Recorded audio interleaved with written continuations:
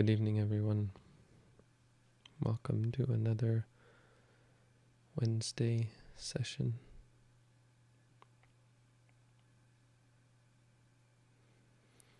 We come together, not just another session, we come together on this rare opportunity. Of course, we have this rare opportunity every week, but it can be misleading. I don't realize how rare an opportunity this is.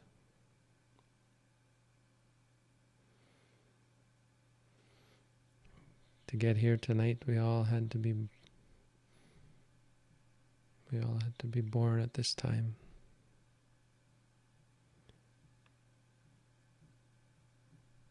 A Buddha had to arise in the world. It's not every day or every period in history when you have a Buddha, someone who understood the Four Noble Truths and was able to teach them.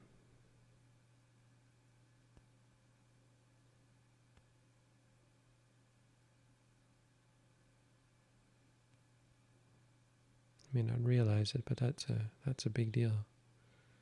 This isn't something, this simple teaching of mindfulness. There's no reason to do it unless you understand the Four Noble Truths. There's no reason to do it. I mean, there of course there is always the reason to do it, but there's no path for understanding it, why we do it. Doesn't let us get what we want, right? Doesn't help us to get what we want. It doesn't help us to fix our problems. It doesn't help us to control things. All of the goals and ambitions in our life doesn't help with any of those. You need someone who can explain to us the truth of life, the truth that all of our wants, all of our desires and our attachments and our delusions about control and me and mine,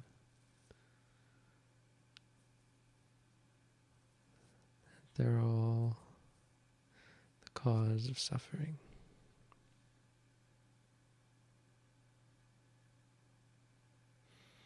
To teach us that it's not our experiences, it's our reactions, our interpretation, our perspective on them that makes us suffer. It teaches us to see things just as they are, to not discard our perception as being hopelessly bound with emotion and subjectivity, but to teach us how to be objective, how to be equanimous with a clear mind. We have this rare opportunity. Buddhism didn't start at the beginning of time. Buddhism started with the Buddha only 2,500 years ago. And the way it's going now, it's not going to last so much longer. There'll come a time when no one knows how to practice the Buddha's teaching. Eventually there will come a time when no one's even heard of the Buddha or even knew what it was he taught.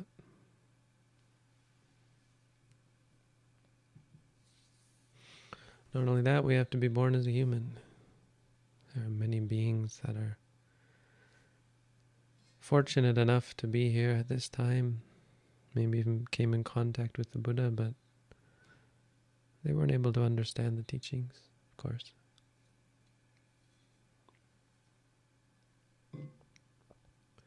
$5 billion humans on the earth. It's not that big. It's not that many compared to all the animals and insects, all the beings in hell and in the heavens who are ignorant, who are caught up in the pleasures of heaven and so on.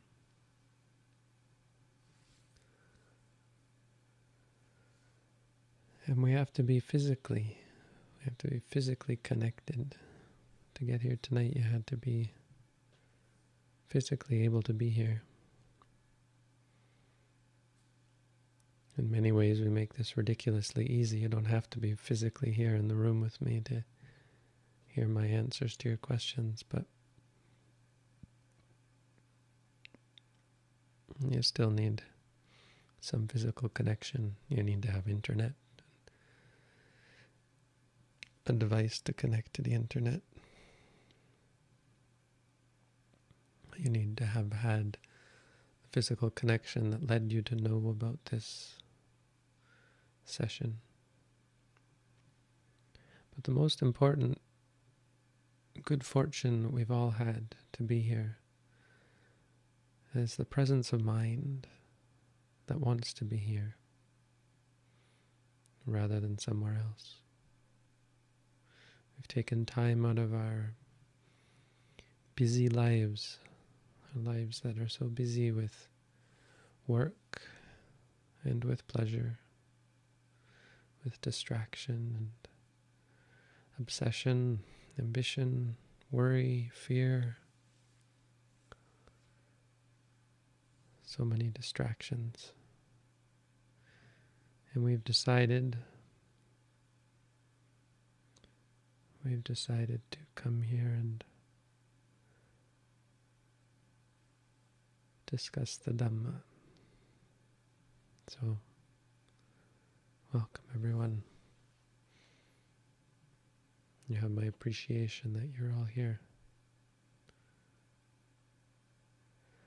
Tonight is a question and answer session for those of you who are here for the first time. At the beginning here, you can post what you want in chat as long as it's kind and thoughtful and mindful. You can post questions as well, but there'll come a time where, and we're coming up to it, where I say stop, and then we require the chat to only be used for questions. And everybody stop chatting and start focusing their attention on their own experience and on questions if you have them. And you can ask questions in chat. Anything that's not a question then will be deleted by Chris, who is here to help.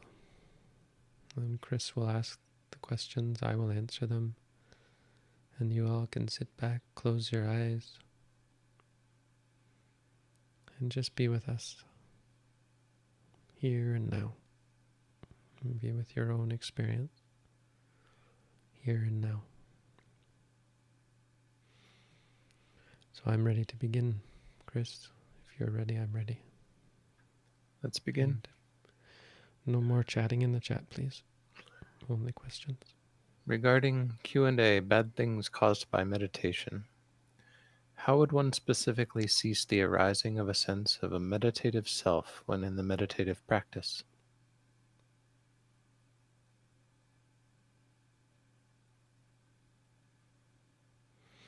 A meditative self. I'm not quite clear on what that means, but I mean, just in general, first of all, we don't specifically cease things.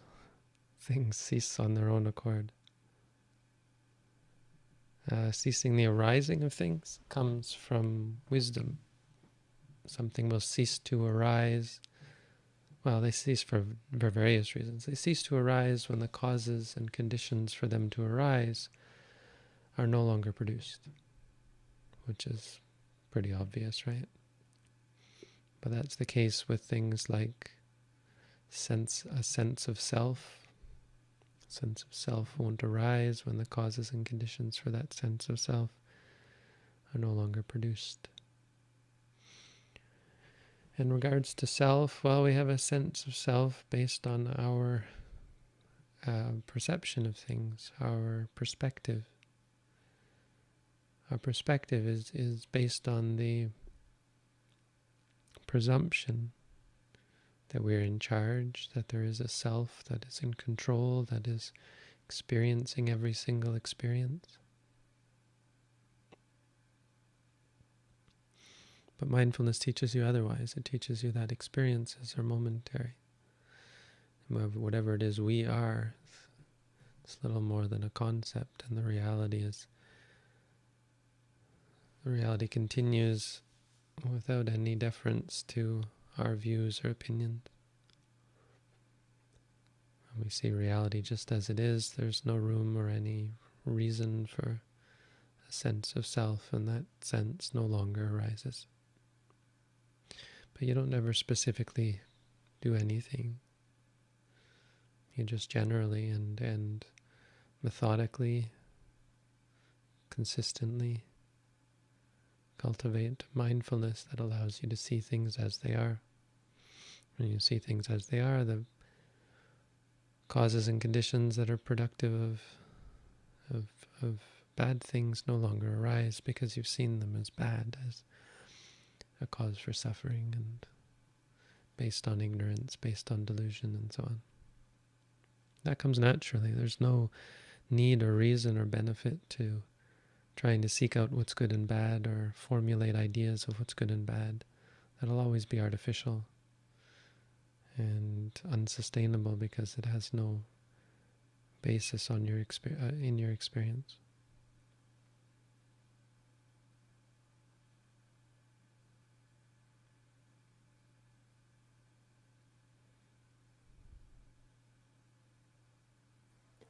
I often find myself noting wanting is a certain amount of restraint necessary when applying the practice to daily life. For example, resisting the desire to eat too much.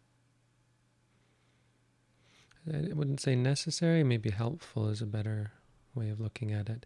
It's good to have some kind of regimen or boundaries set for yourself that are reasonable. Because as you know, with things like dieting and so on, unreasonable demands are often easily broken, leading to discouragement, to being discouraged. So there are things like the 8 precepts where you will eat in the morning, but wouldn't worry too much about resisting the desire to eat too much. Ultimately, the practice comes down to being mindful. There are 2 sides, There's the restraint, and then there's the exertion. The things you incline yourself to do and the things you restrain yourself from doing. So, most important is restrain yourself from killing, stealing, cheating, lying, drugs, alcohol, that sort of thing. But there's lots of other things like gambling and gorging, and even entertainment and sex is good to take off the table if you can manage it. So it's up to you to find what precepts, what regimen or rules you're comfortable keeping. And you should have the idea that you can slowly increase those, restrict those boundaries further and further based on your practice, based on how far you come in your practice, which is separate of actually seeing that those things are bad for you and giving them up. So 2 sides of the practice.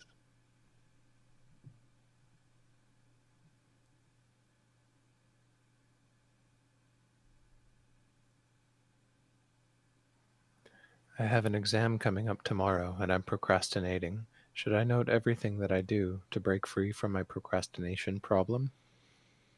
You should note everything. You should note something all the time. I wouldn't be too obsessed with one thing or another, but it is good to note that you're procrastinating, because that's a sign that there's probably something that you're overlooking, failing to note. It's often easy to note the things that are not so meaningful. But the things like procrastination, which are meaningful, are often easy to overlook. It's more comfortable to not try to face them because it's habitual. So having taken note of that, it's good to try and figure out what are the states of experience related to procrastination. Procrastination can be because you enjoy something else. Can be because you don't like what it is that you have to do. Two very common that's probably sums it up. It's liking or disliking. So noting those is a very good start. And you can note thoughts that lead to those things. And I mean, it's all in the practice already. You don't have to make a special case for things like procrastination. But again, you do have to take note of the weak spots, the things that you're probably not taking seriously enough, that you notice are slipping through the cracks, and you're just not confronting them the way that you should.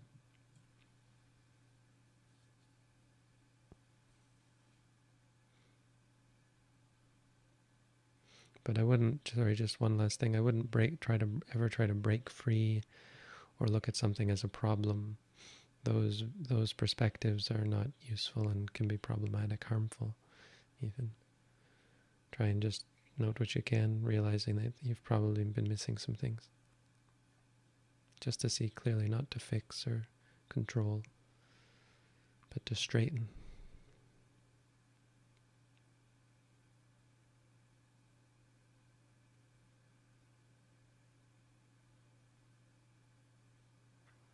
Is it okay if the mantra seems dull in the mind as a result of fixating most of one's attention on the meditation object, or should an equal amount of attention be placed on clearly reciting the mantra?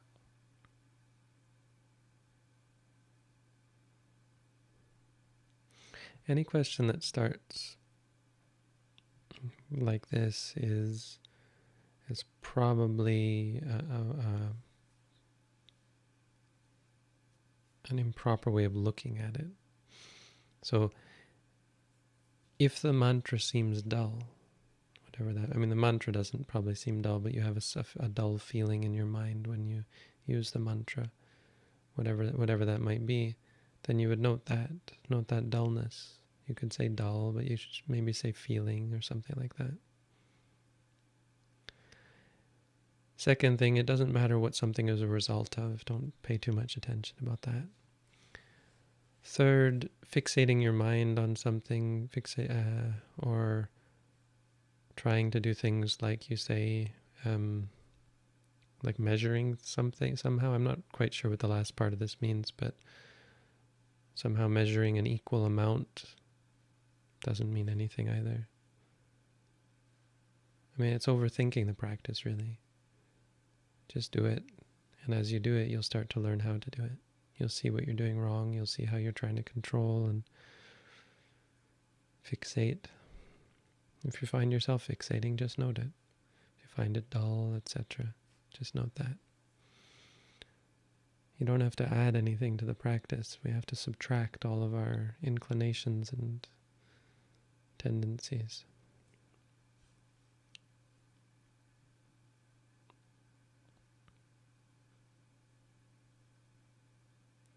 But the misunderstanding is that something should be okay. We're not concerned whether something is okay. It just is what it is, and if it is like that, you should note it.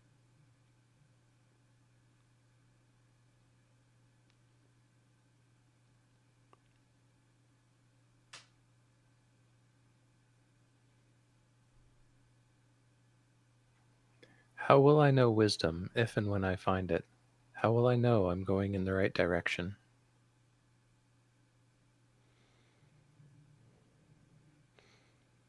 Wisdom just means clarity. It means seeing things as they are. You'll start to realize that you were seeing things poorly, not really seeing things at all. You'll start to see how your mind works in ways that you never really paid much attention to or enough attention to. That's wisdom. You'll see the nature of things. And that's how you know you're going the right direction, basically. It's one way of describing it. See things more clearly.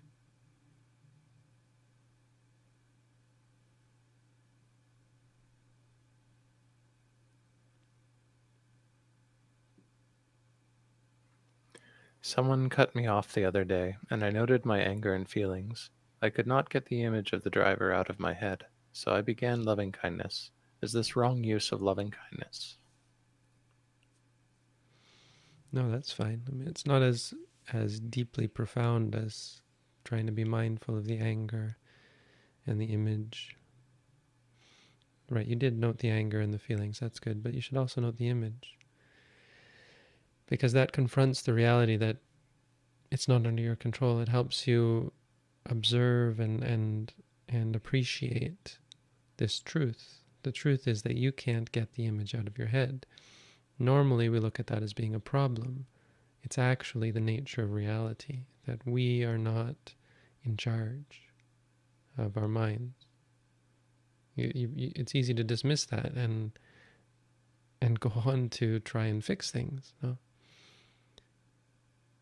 By focusing and observing that repeatedly, you start to teach yourself to be in tune with this reality, that you're not in charge, that we can't control.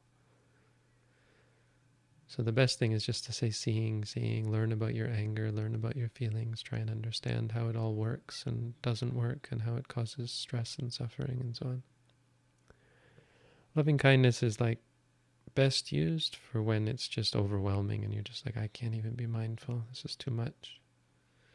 And it's just best used in general, try and use friendliness, cultivate these states as a means of being friendly.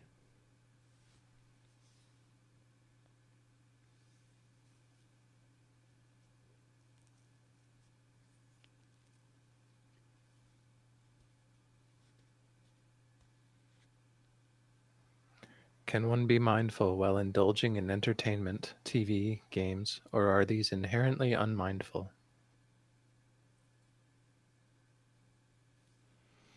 Any mind that is described as indulging is not going to be mindful. Is it possible to be mindful during those things? Sure. Because it's momentary. But you're going to have a much bigger problem with the addiction and enjoyment. The addiction, basically. The craving and clinging and needing, wanting.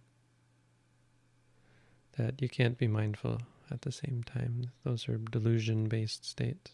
You can be mindful of them after they happen. It's probably a good way to deal with it. Note the liking, note the wanting. Note the disliking when you don't get what you want, etc.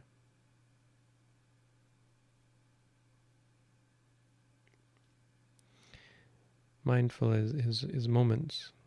So an activity isn't mindful or unmindful. As you be more mindful, you'll start to see the nature of your activities more clearly. You'll start to choose more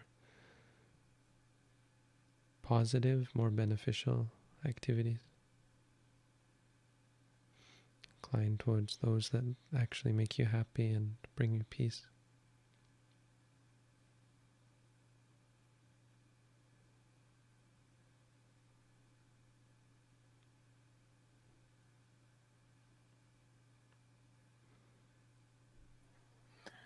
How do I stop doubting so much about the teaching due to my materialist past?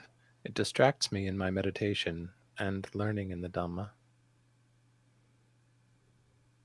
Well, it has an important lesson for you there because you can't stop it.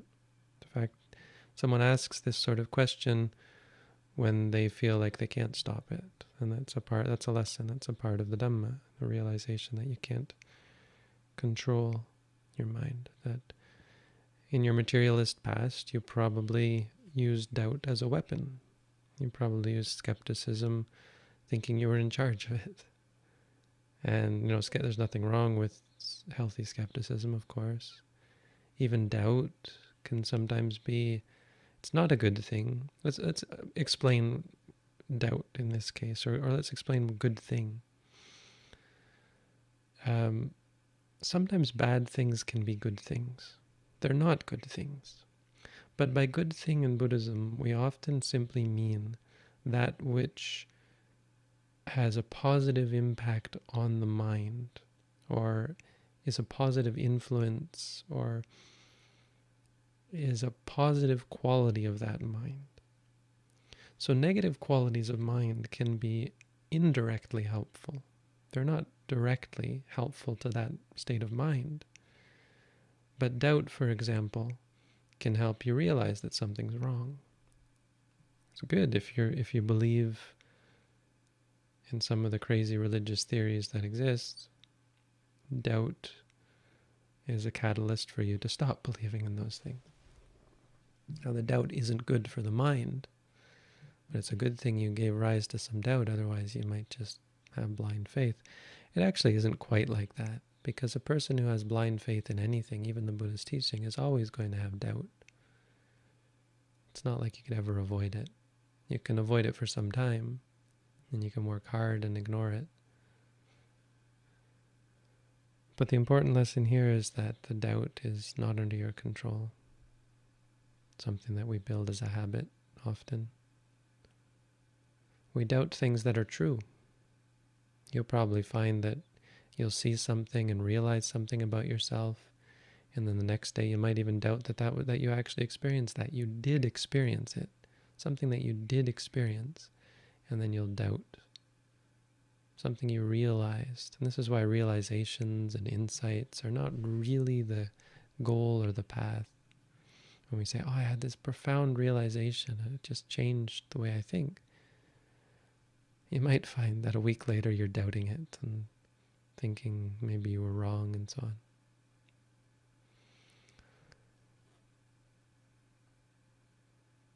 So the path, what is the path, what is the goal, is to see clearly how your mind works.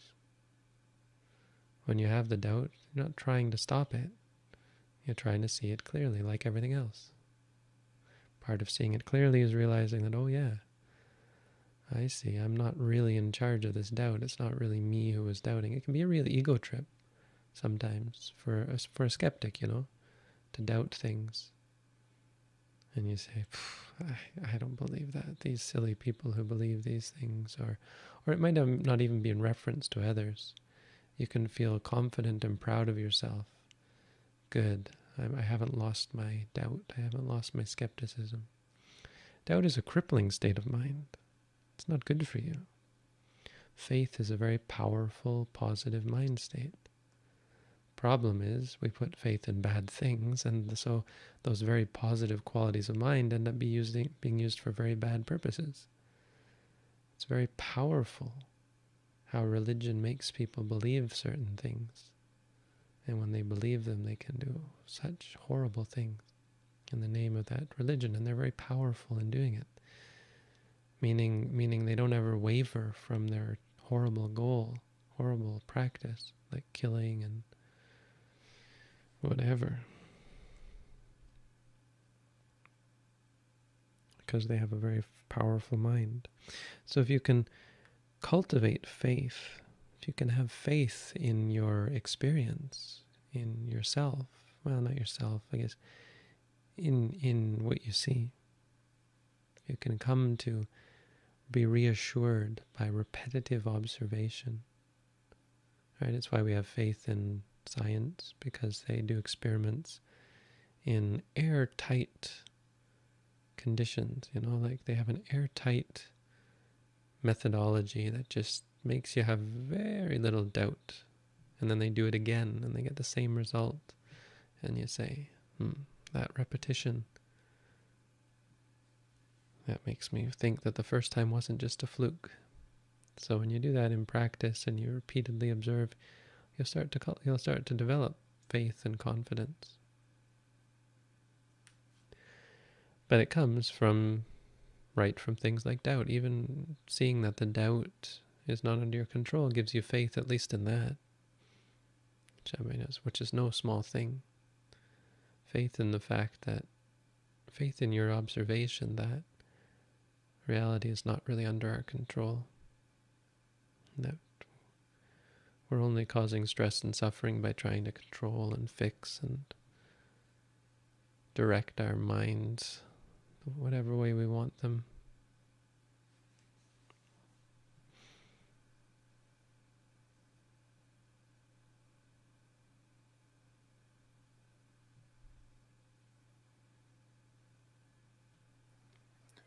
When going about mundane tasks mindfully, do you note the general activity or go in depth? For example, when washing the dishes, do I note washing, washing, washing, or do I need to detail each action?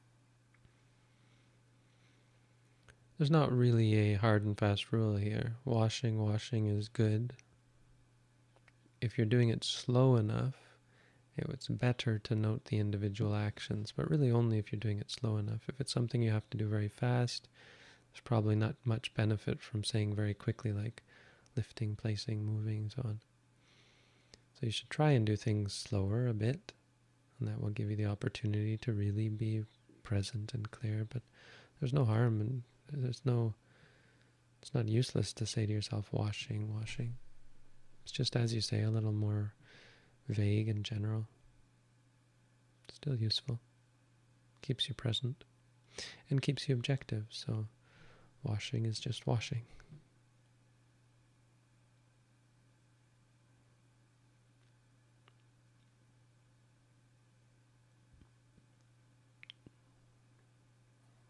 Is it okay to meditate 5 minutes throughout the whole day, plus staying mindful, of course? I don't mind. I'm not going to stop you. Maybe you're asking, is it enough?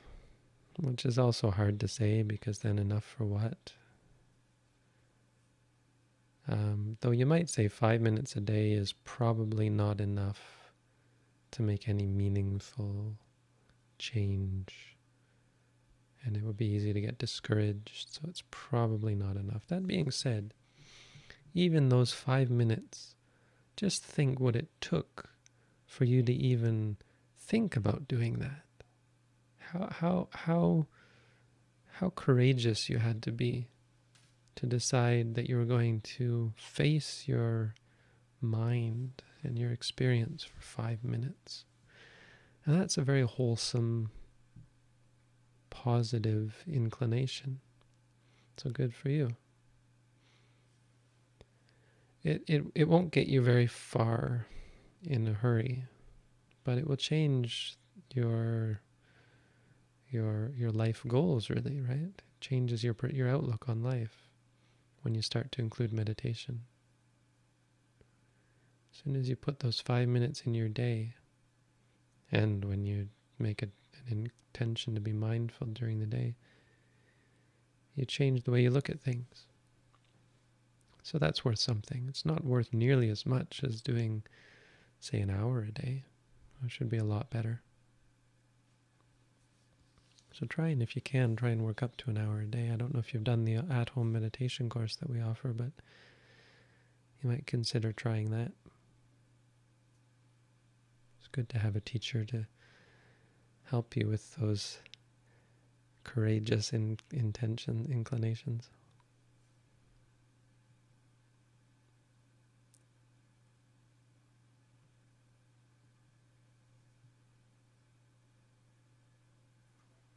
I find my mind perpetually reiterating by itself impermanence, suffering, non-self. Is this wrong? So the same answer as the person who asked, is this okay? Although in this case, I don't remember what the other case, but in this case, the implication here is that you're likely encouraging this, or feeling good about it, or liking it, or thinking that it's a good thing. And you shouldn't do that. Or you should note if you're doing that, liking it or so on. Because that's not the practice. If you're reiterating it, you can say, saying, or thinking, I guess is what it is. If you hear those words in your head, you might say hearing, but it's most likely thinking, and just say thinking. There's no great benefit to that. There's a small benefit. Reminding yourself of that is a very basic sort of practice. Something that kids could use. If you have kids, you can teach them that chant. What I'm thinking of is they have these prayer beads. And so someone was saying, when you flick a prayer bead, you can say, Anicang Dukkang Anatta. Anicang Dukkang Anatta. 1, 2, 3, the beads. It's not the practice, and it's not really that profound or useful. But it's a good basic reminder. I mean, it's a great thing to have that sense that that's the nature of reality, to align your views in that way in a mundane sense, but it's no replacement for actual mindfulness, and it's just a distraction or a crutch in the long term that's going to impede your progress as you rely on it. No, that's the point.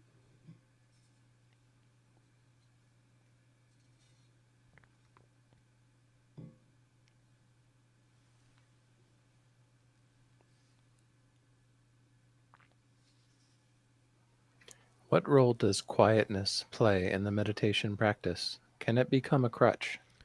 It can.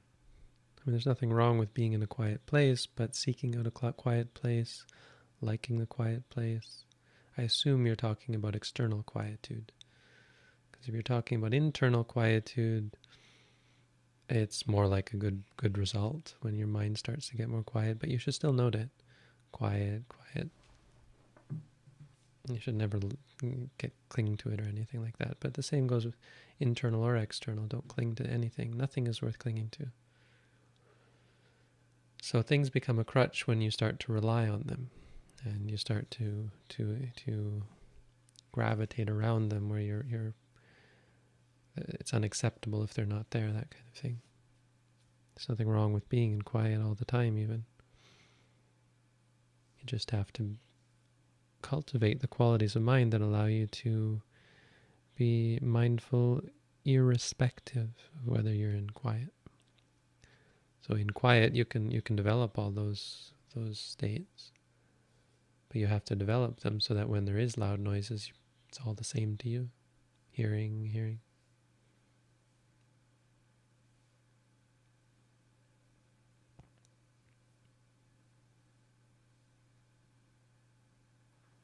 How does one properly note experiences that start and stop within a short amount of time? It seems like one's mindfulness either lapses in between the experiences or the mind becomes too agitated. Well, if you mean that are incessantly arising and ceasing, you don't have to note each arising and ceasing. Just try and note in general what's happening. But just because something ceases, it doesn't, I mean, it's always going to technically be that way. You'll note something just after it ceased anyway, so that's not a real problem. Just try and note it after it ceases. But if there's lots of them continuously, you don't have to note each and every one. Just note generally. Something like once per second is the advice, but you shouldn't have a metronome or anything. It's just that's a general guide for you to understand what we mean. Anything much quicker than that is just going to just agitate you, as you say. But if you feel agitated, note that as well.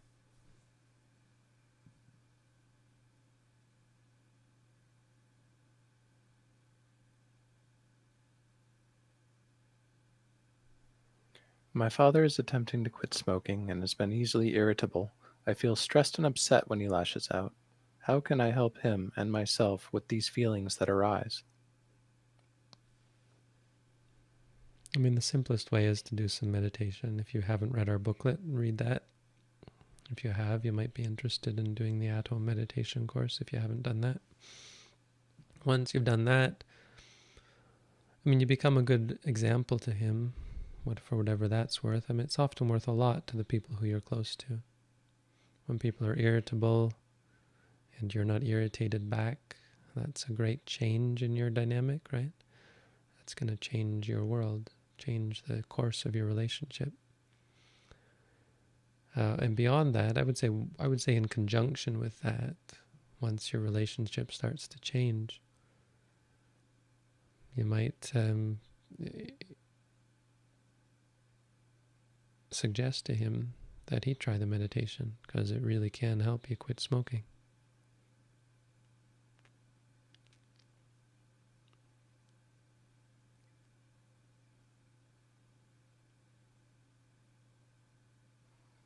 What method of meditation do you recommend for a beginner?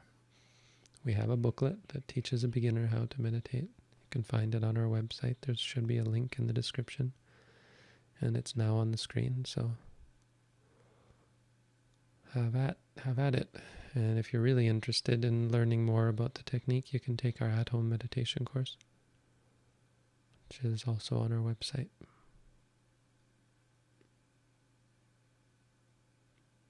Everything's free. We don't charge for stuff. So don't worry about that. There's no catch either. It always sounds like there must be something, right? When I first suggest it, it's like, what's the cost? And then when I say it's free, well, what's the catch? There isn't a catch. This is Buddhism. We're Buddhists. The catch is we're doing it for ourselves. I'm doing it for me and not you. It's great for me to be so helpful. It's great for Chris to be helpful. It's great for all the volunteers. It's a part of our religious practice. So we're like, Sikhs are a lot like this, I think, in some ways. Part of their religious practice to be helpful and so on. Well, and lots of, Christians, Muslims, Jews, it's a thing religious people do. It's one of the good things of religion. It's one of those things that brings religions together, because there's a lot of this in religion. Whatever, all the other bad stuff aside, one good thing is those people in religion who try to help others and help themselves. Like really make themselves better people.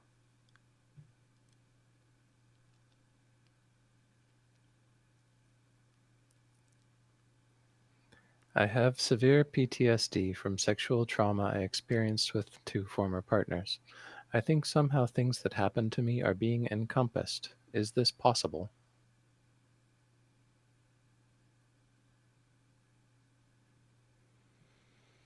I don't understand the word encompassed in this context.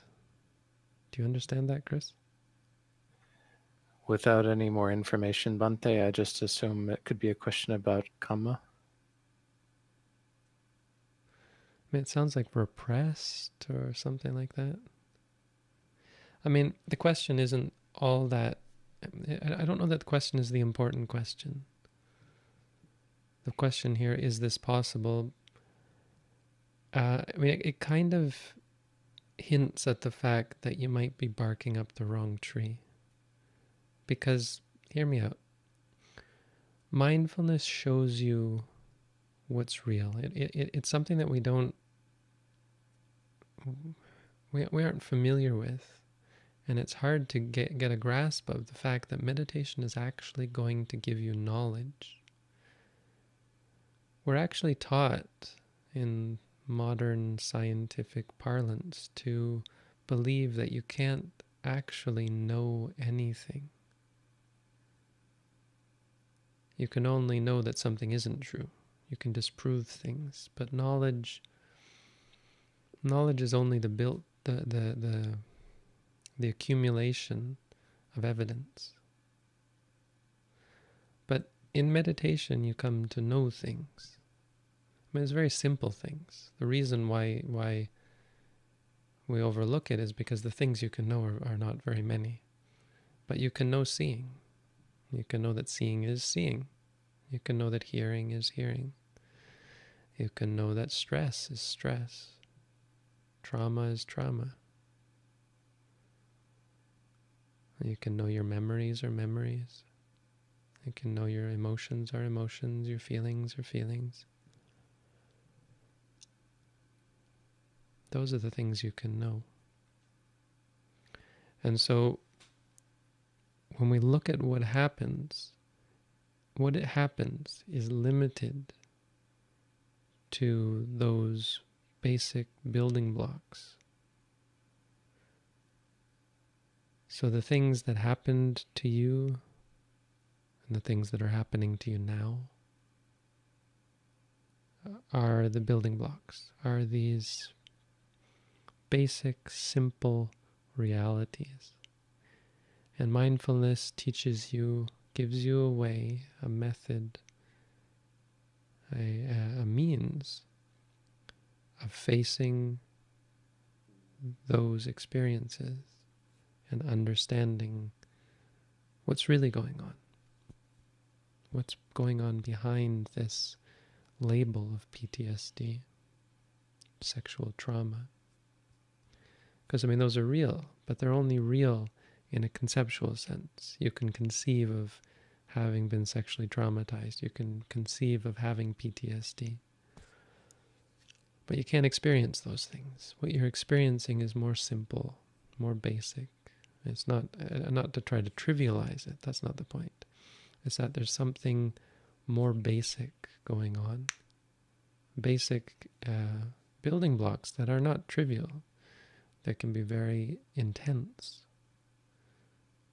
But the intensity is only in the experiences. It's only in the moments. And you can face those because they're not harmful. They are not dangerous. They are not the cause of suffering. The cause of suffering is our incapacity. It's our improper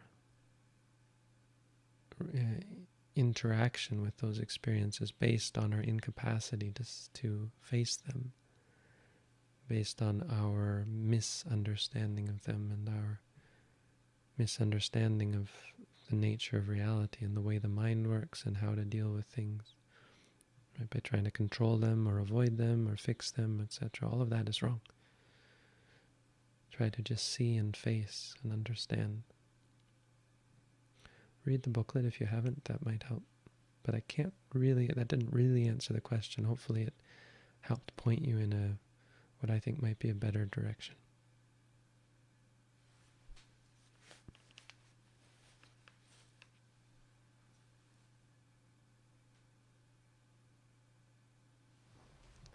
How can I break free from materialist or physicalist thought patterns and beliefs?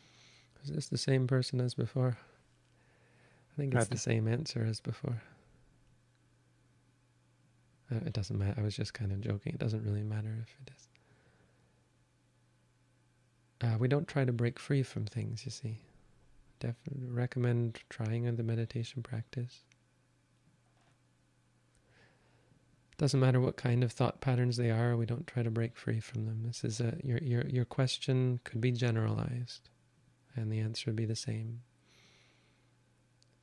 Because different people will ask this question in different ways. They'll say, how do I break free from PTSD, thoughts relating to PTSD, right? Trauma that I experienced. How do I break free from my desire to eat lots of food? How do I break free from my destructive thoughts and negative thoughts and positive thoughts? And how do I break free from my thoughts thinking too much? That's not how this works.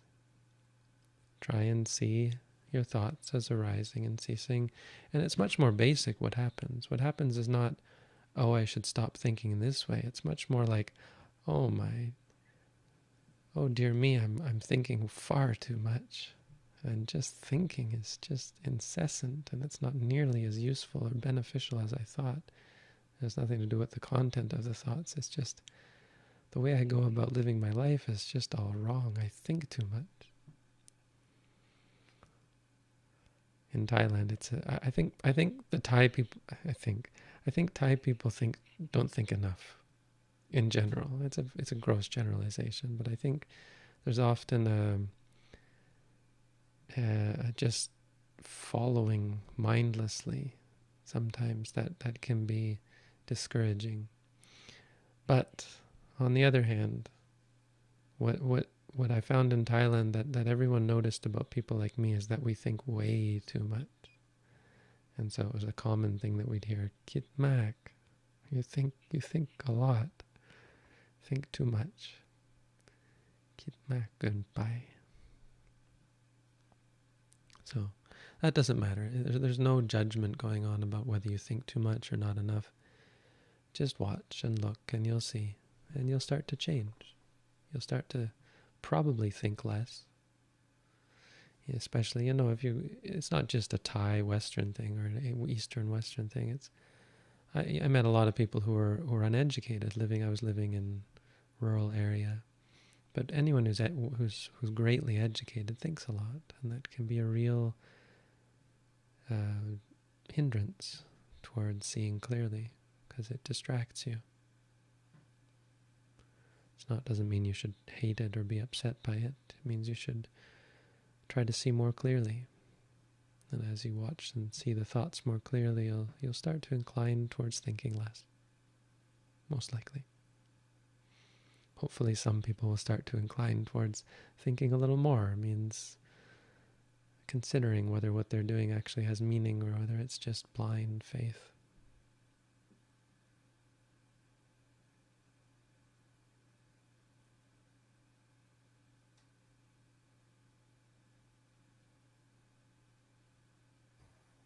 Can you provide some examples of activities that promote a wholesome state of mind, as opposed to activities that promote addiction? I'm unsure of what else to do outside of meditation practice. Well, if you're not a monk, then there's lots of things you could do. You could find an occupation that is helpful to other people. You could take up activities like helping out at food banks, helping out at a monastery.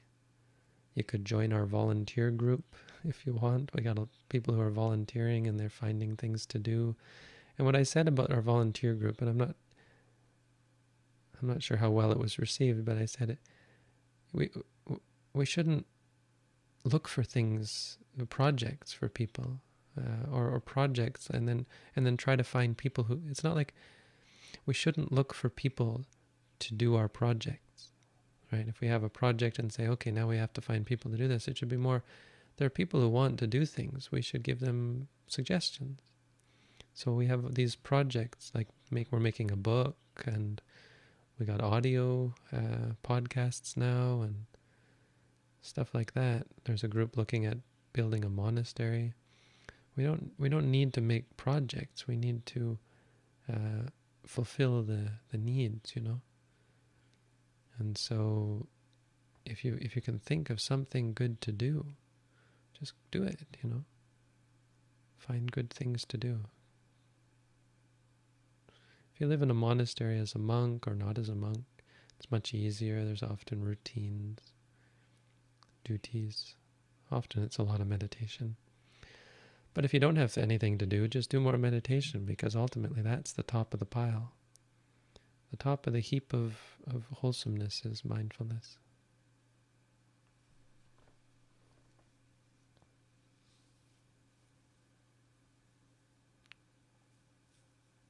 Sorry, you wanted examples. I don't know that I gave you. So I did give some, but I wanted to talk a little more like just for example, being charitable, giving to charity, working at a charity, being ethical, taking precepts, keeping the 8 precepts sometimes, studying the Buddha's teaching, reading the Buddha's teaching, going to groups that study the Buddha. We have a study group on Saturday morning if you want to join our group. Going online and engaging and asking questions and answering questions. There's a lot of activities that you can do. There's something called the 10 kusala kammapata, which means the 10 means of cultivating wholesomeness. And I'm sure I did a talk on it. I'm not going to go into them here. You can probably Google them. And if you can't find them, you can come on our Discord. We have a Discord server that I encourage everyone to consider joining. If you're sincere and interested, you can join our community and talk there.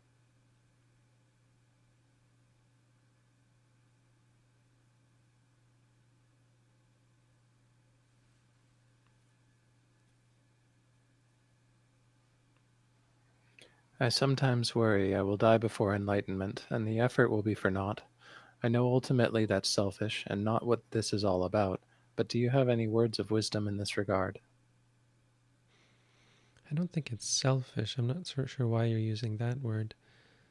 I mean, I don't know what you're going through, but on face value, it doesn't seem selfish. It seems, worry is always going to be delusion, so I could say it's delusional. That's not a good, no, in English that doesn't mean what I mean it to mean. It's misguided, because there's no benefit to worrying, right? And it's also misguided because it won't be for naught. Effort is not forever for naught. It creates upanisaya at the very least. It's going to change the course of future lives. Any practice you do in this life will propel you further and closer to Buddhism in the future, to enlightenment in the future. So you can stop worrying for that reason. But on a deeper level, worry isn't something you should try to get rid of per se. It's something you should try to understand. So when you're worried, just say to yourself, worried, worried. But there's nothing wrong with wanting to become enlightened before you die. It can be distracting if you fixate on it, but it can also lead you to work harder. We shouldn't be complacent and thinking, oh, it's okay. Some lifetime I'll become enlightened. I'll just do a little bit of meditation. No, you should work as though your head was on fire. Because there's no guarantee that you're going to ever become enlightened. For all that I just said, there's no guarantee until you see the truth, until you experience Nibbana for yourself. You never know what the future might bring, but it will not be for naught. I mean, it increases your capacity and potential, your potential to eventually become enlightened. So focus, as always, focus more on the practice than on the expectations of what might come in the future. When you're worried like that, just say worried.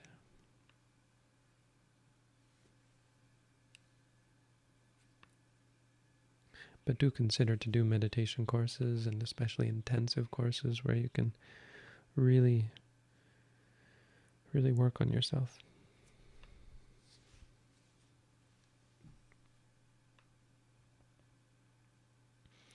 So I think we're done.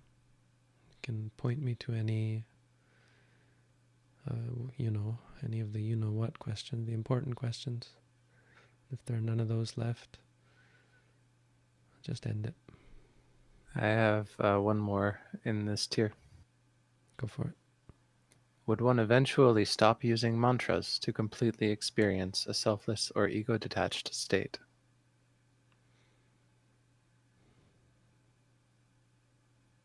I mean, the answer basically is no. But you're using words that I would just probably use in a different... I would put this sentence together a little differently is all. The answer is generally no. And probably what you, may not even agree with, but at the very least don't understand the way I think I understand. That the mantras are actually conducive towards cultivating selflessness and what you call ego-detached state.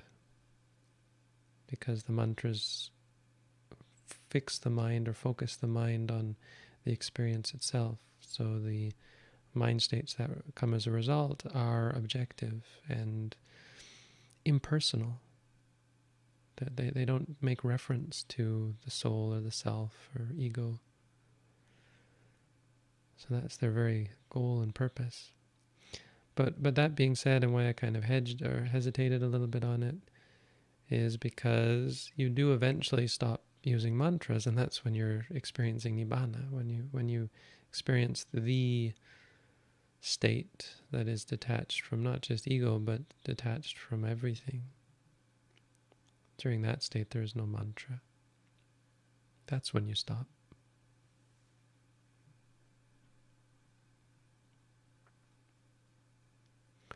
All right, thank you all. Great session, another great moment in our history together. Sadhu. You can all talk again, say what you like in chat, as long as it's kind and thoughtful and well-intentioned.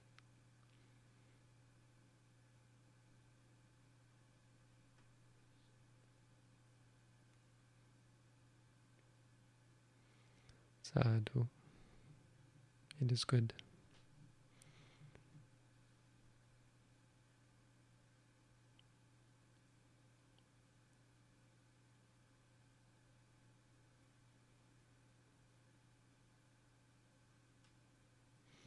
Next session is scheduled for Saturday at 3 p.m. 3 p.m. Eastern Time. We always go by wherever I am in the world. I'm not sure if we could do it any other way. Well, yeah, it's just easiest for me. Eastern Time. maybe see some of you there. Have a good day, everyone. Have a good night.